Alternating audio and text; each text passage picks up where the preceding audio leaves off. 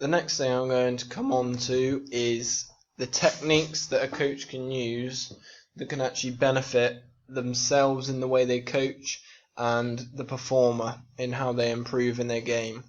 A technique is a type of method that can help others to improve, develop, learn new skills, find personal success, achieve aims, and to manage life changes and all other personal changes that they may have. The first technique I'm going to look at is the observational analysis. This is direct observation when you're at the event, looking at the game itself when you are there. The positives of this can include you can act and give feedback straight away to the individual, so it's impacting their performance through observational analysis straight away. There is then indirect observation. This is when you're watching a game from anywhere else other than actually at the game. So this is like statistical analysis, looking at the way they have played the game and how they can improve. The positive of indirect is it can be much more in-depth analysis where you're looking at a video. You can pause it, play it back, everything like that. It doesn't just have to be a video, but it is a lot more in-depth where you've had more time to think about it.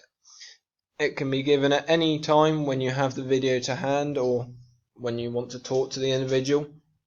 They can also watch it back themselves if it is a video with their coach after the game.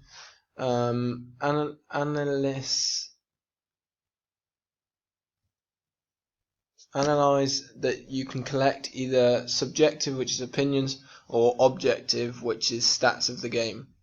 The next technique is performance profiling. This is a subjective method of performance analysis that relies on self-reflection from the athlete themselves alongside the coach's assessment of ability. Its main purposes is to aid in identifying appropriate intervention where the coach can improve the player. It maximizes the athlete's motivation so they can see what they need to improve on most to improve their game. And it can monitor change over time. So if you done an performance profile on September, went back to it in January, looked at it in May, throughout the season, you can see how they've improved over time and if they are working on anything specifically. The actual profiling itself involves listing player attributes that they have to target. Once these have been chosen, the athlete can determine which attributes are most important to their position and what they need to improve. And then the player and the coach then marks themselves on attributes and see how they differ and what needs improving to the individual player. The last technique is goal setting. This can be done by the manager, coach, player, that they need to set goals before or during the season or game set for the performer to reach. Goal setting is best implemented at the first stage of the planning process. There can be short targets, medium or long-term goals that to do with the sport they are playing for them to achieve. These targets are smart targets so the athlete can have specific, measurable, accurate, reliable and time-bound targets that can be set for them throughout the season. Now I'm going to go on to the distinction part of it, comparing and contrasting roles, responsibilities and skills of successful coaches from different sports. The two I'm mainly going to look at for the roles is Jurgen Klopp and Mike McCarthy, because Jurgen Klopp is himself, when you look at the key roles in being a counsellor, educator, innovator and a role model, he is key. Because as a counsellor, you see him going up to his players after every game, hugging them, having that close personal relationship where he can talk to the players and discuss any feelings that they may have, so they go to him if they've got any problems. Whereas Mike McCarthy is a coach of an American football team. He has like 80 players that he has to not look after himself because there are so many other coaches. But where there are so many players, he can't get to know them on a personal level. He may still be a counsellor towards them, but we don't see that as obvious as when you're looking at Jurgen Klopp. The educator side of things, both of these coaches are brilliant. They provide systematic instruction that is new for the learner. Jurgen Klopp's pressing side of the game that he teaches his team and the way he wants them to play is changing the way football is at the moment. Looking at Conte and Lendl, Lendl as a tennis coach isn't necessarily given as much of a chance to do so, but he has that 1v1 with the player, whereas Conte is the educator looking at the team and how they play. Both these two football managers are key in the roles of being an educator and innovator, where they have their own set of tactics, which is changing the game at the moment. Both these teams are doing brilliantly in the Prem. Even the games that Liverpool have lost, they have dominated for at least 60 minutes of the match. Chelsea at the moment have won their last 8 games, which at the moment are looking unstoppable. This is because they're educating their teams throughout and changing their tactics to something new that can't be stopped.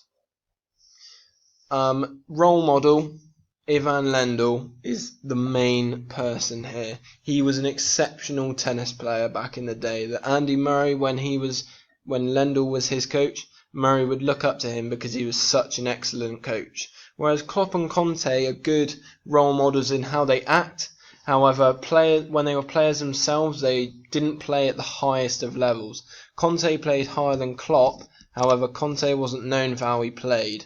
Neither was Klopp. They're both known for their managing. Whereas Lendl was an exceptional tennis player and one of the best there's been. Looking at the responsibilities of these 4 coaches, when you look at health and safety and knowledge of coaching environment, these are both key responsibilities.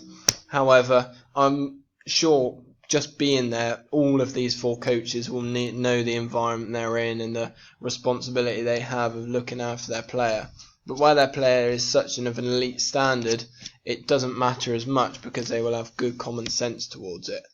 However, when you look at professional conduct and you're looking at managers at the moment, in football you've got Mourinho, whose professional conduct is very poor. However, yes, he does get picked on by the FA because of previous issues he has had.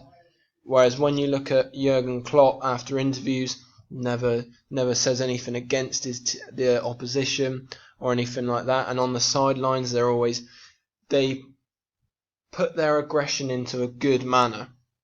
So the way they act is positive. Whereas professional conduct, you look at Ivan Lendl, he sits on the sideline watching the tennis match, doesn't show any emotion, doesn't show anything like that. His professional conduct and behaviour is perfect and pretty much can't be moaned about. However, he doesn't show the emotion that some people want him to, which isn't a professional conduct issue because that is a part of his coaching, which is superb. With these 4 elite coaches, the equal opportunities side of things doesn't come into it because they are paid to win. They are paid to get their players to being the best. So if you put Klopp or if you put Mike McCarthy in charge of a college game, because over there they call their secondary schools college, at the age of 13, American football, even then, they know who's going to be good. They handpick the players that they want and the type of players, so they know who's going to be good.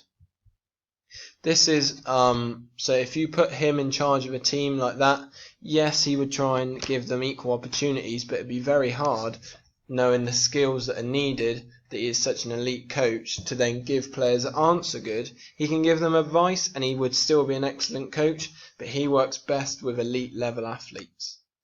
The next thing is looking at the skills they'll have. Communication, you look at Mike McCarthy, American football coaches have the mic on. This is so, and they often cover their mouth and stuff like that, so opposition coaches and analysts analysing people don't know their tactics and what they're saying and stuff like that. Whereas Klopp and Conte, you see animated on the side of the pitch.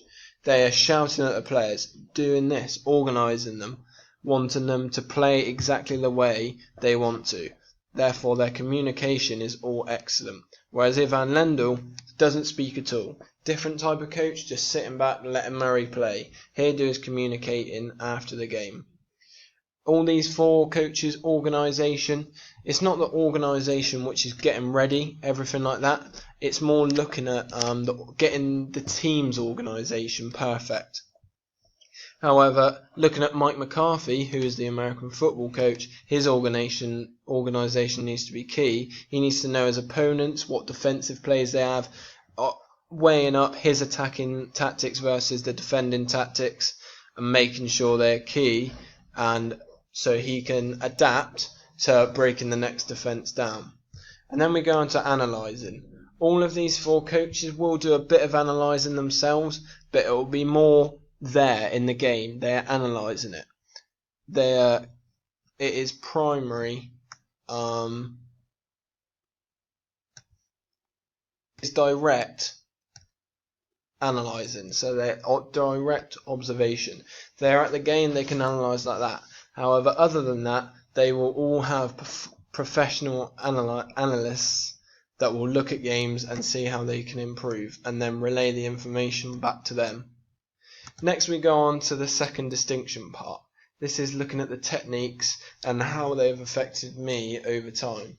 The observational analysing I have done with Jamie Laird before. This was recently when I was coming back from injury, my performance versus Western and the team performance.